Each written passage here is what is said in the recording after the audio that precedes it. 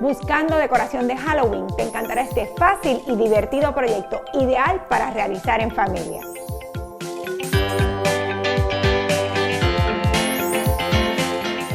Solamente necesitarás esparadrapo, tijeras, lápiz o bolígrafo, foamy o fieltro blanco y negro, pistola de pega y un cojín blanco.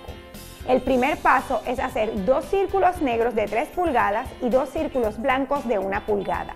Para esto usé como molde una taza y la tapa de una botella. Con el lápiz o bolígrafo, traza y recorta.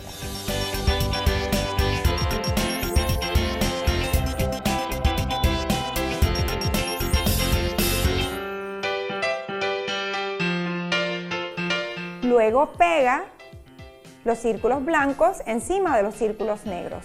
No tienen que estar centralizados. Para pegar los ojos al cojín, en este caso, este foamy trae su propia pega, es simplemente desprender el papel blanco. Si el foamy o fieltro que está utilizando no trae pega, utiliza la pistola de pega.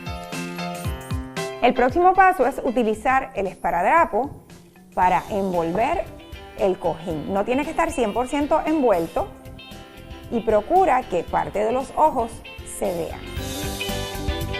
El último paso es cortar unas tiritas de media pulgada para simular lo que serían costuras. Voy a cortar una larga, 5 pulgadas aproximadamente de largo, y voy a cortar 5 tiritas que midan aproximadamente 1,5 pulgadas.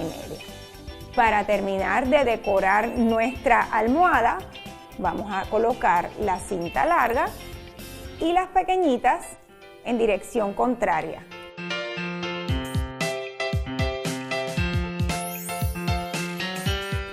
Miren qué lindo quedó. Ya sabes que para Halloween puedes redecorar tu casa de una manera sencilla.